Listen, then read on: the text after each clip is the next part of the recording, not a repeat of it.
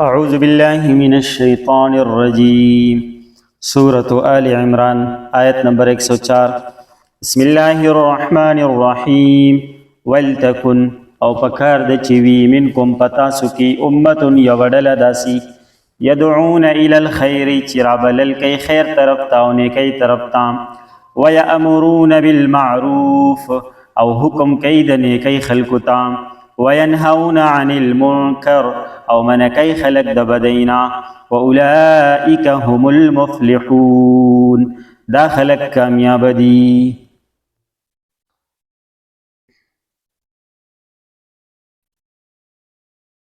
پرونی آیت مبارکه کی الله رب العزت د مسلمانانو د پاره به حیثیت اجتماعي د قوت او د طاقت او د مضبوطوالي او د ناقابل تسخير جوړېدو د پاره به بهترین اصول خودلی چې دغه دوه اصول په چا کې راشي او مسلمانانو کې راشي اجتماعي طور باندې نو مسلمانان به داسې مضبوط شي داسې قوي بشي چې یو کافر به چرته پنی غسترګو مسلمان ته اونې ګوري او د مسلمان قوت طاقت به په ټوله دنیا باندې غالب شي.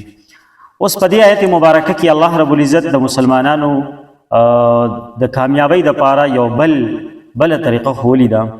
یو نه بلکې یو مقصد مسلمانانو ته الله رب العزت په دې آیت کې ولې دی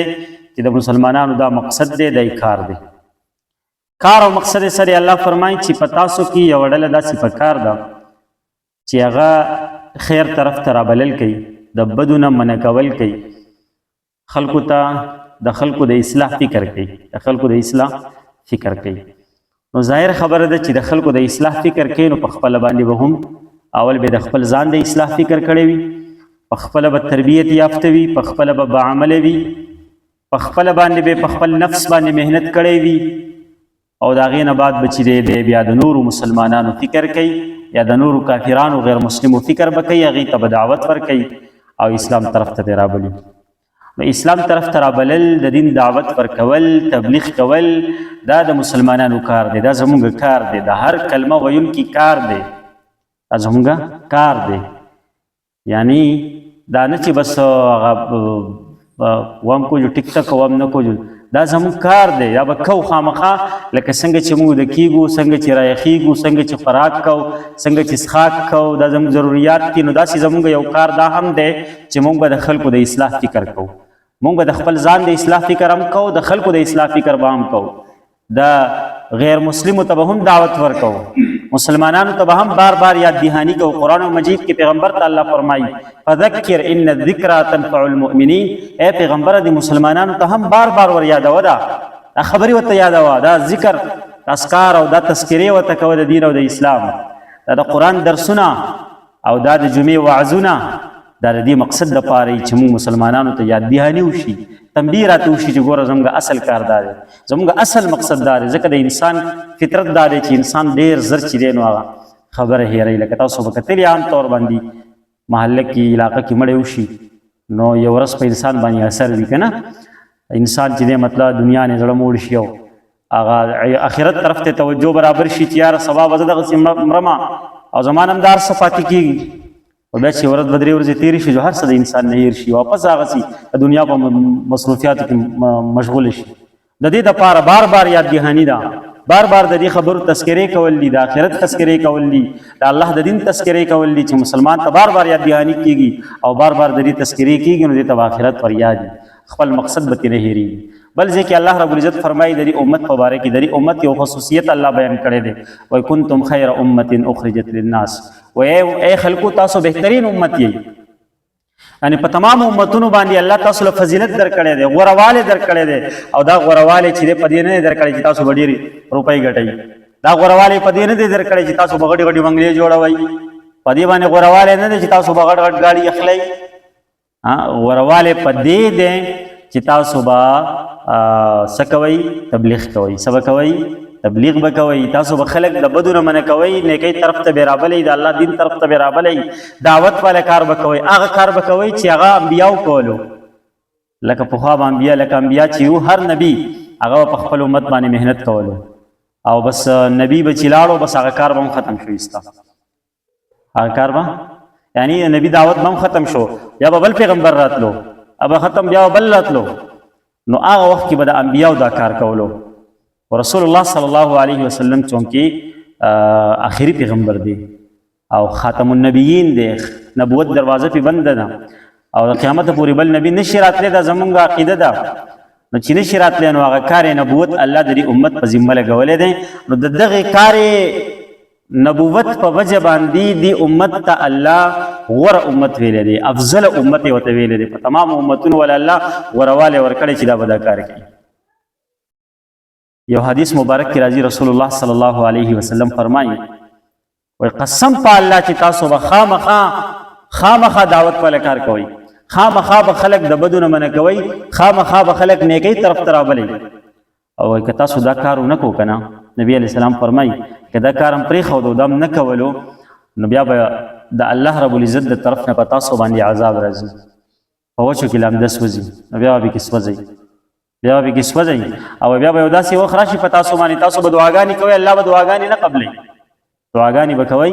او الله به دعاګانې نه قبلوي. فلا یستجیب لکم، الله به ستاسو سوال نه قبلوي. پخوا به داسې وه چې دا جذبه به په هر مسلمان کې تقریبا وه، یو ماحول جوړو، ډېر ښایسته ماحول و. مونږ ته هم لږ لږ یاد دي چې کله موږ واړو معاشره کې به چا غلط کار داسې نه شو کولی، په جرأت سره به چا داسې کار غلط نه شو کولی، ګناه کار به نه شو کولی، نافرماني به د الله نه شو کولی، خصوصا ځوانانو نوجوانانو. مشران داسې و چې بس هغې به نه پرېښوده سو، هغې به باقاعده امر بالمعروف او نهي عن المنکر کوو، کور کې به هم پابندي لګولې وه، مانځه ته به هم خلک پاڅوله، د غلط کار نه د ګناه نه به هم منع کوله، روب داب و د مشرانو یو ځان له مطلب دا دی دغه انداز و. اوس هغه څیز ختم شوی دی. اوس چې کوم دی نو د پلار په بچي باندې لاس نه رسي، سهار مانځه ته یې نشي پاڅولی، مونځ ورته نشي ویلی چې بچي راشه مونځ وکړه، نه ورته وایي، نه خپله ذمه داري ګڼي. حالانکې د هر پلار او د هر مشر د کور د هر سربراه دا ذمه داري ده او دا ذمه داري ولې ورکړې ده د الله پیغمبر. کلکم راع وکلکم مسئول عن رعیته، وایي تاسو کې هر سړی نگران دی، د خپل کور مشر دی او تاسو نه به تپوس کېږي. تاسو سهار مانځل راغلی وی کاکا صاحب و او خپل زوی یې مانځله نه و پاسولی، وایي خپل زوی ته یې دروازه نه وډبو، یا یو پلار وایي زه دروازه وډبوم چې نه پاسېم څه وکړم. نو ما ورته ویم اسکول ته پاسې وي او اسکول ته پاسوم، نو ما اسکول ته څنګه پاسي او بیا خو چې نه پاسي دروازه پسې ماتوم، اسکول ته نه پاسي دروازه پسې ماتوم. نو ولې د اسکول دونه اهمیت شته چې هغې ته نه پاسي دروازه پسې کاکا ماتوي او سهار مانځه ته چې دی هغه پسې دروازه نه ماتوي. نو ما ولې مثال ورکوم، ګوره داسې چل دی چې که بالفرض الله دې نه کړي په دغې کمره کې، په دې کم کمره کې چې ستا د زوی وده دی په خاوي خرګوش باندې وده دی، نو که الله دې نه کړي په دغې کمره کې اور بل شي، څه بل شي؟ اور بل شي. نو ته به بیا څه کوې؟ همدغسې دروازه به ټکې لکه سهار مانځلی چې پاسې بس یو ځل به ورته وړه بیا وزې به تي پاسې د جوخه ده او که پانسې دی، وایي نه وایي زه خو پسې دروازه ماتوم، اور بل دی د خپل بچی او بچ کومه. نو ما دا مونځ چې نه کوي نو اور بل دی، مونځ چې نه کوي نو اور بل دی. یو صحابي و، هغه راغی رسول الله صلی الله علیه وسلم ته، د الله پیغمبره کور کې حالات خراب دي، ښځه مې نافرمانه ده، بچي اولاد مې نافرمانه دي، ښځه مې نافرمانه ده، ګډوډ حل دی، مالي مشکلات دي، رزق کې برکت نشته، حالات خراب دي، څه وکړمه؟ نبی کریم صلی الله علیه وسلم ته وفرمایل دا راته ووایه چې د کور په دروازه دې پرده شته که نه؟ غوږ کېږدې دې خبرې ته، د کور په دروازه باندې دې پرده شته او که نه؟ وی د الله پیغمبره پرده خو پې نشته. نو بس ته پرده ولګوه. څه ولګوه؟ پرده ولګوه. چې پرده ولګوه، لږ وخت تېر شو، لږه زمانه تېره شوه، ښځه هم فرمابرداره شوه، بچي هم فرمابرداره مزګزاره شو، هر څه برابر، لین دین برابر، او روپۍ مال او سردونه ډېر شو چې په سنبالولو یې نه پوهېدو څه پې وکړمه، رزق کې دونه فراخي راله. راغی رسول الله صلی الله علیه وسلم ته، الله پیغمبره لکه په دې پرده لګولو کې څه حکمت و چې په دې سره زما په کور کې دونه خوشحالیانې رالي؟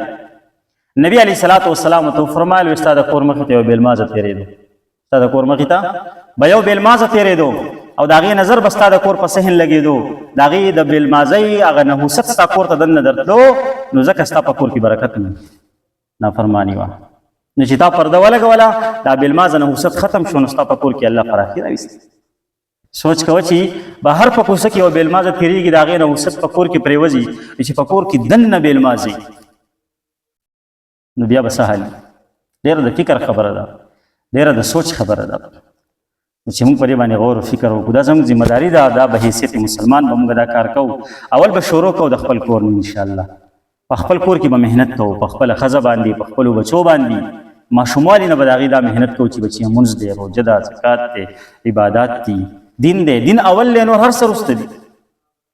نو د خپلو بچو نه او د ښځې نه به محنت شروع کړو انشاءالله یا به هر ته راوځو انشاءالله داسې به کوو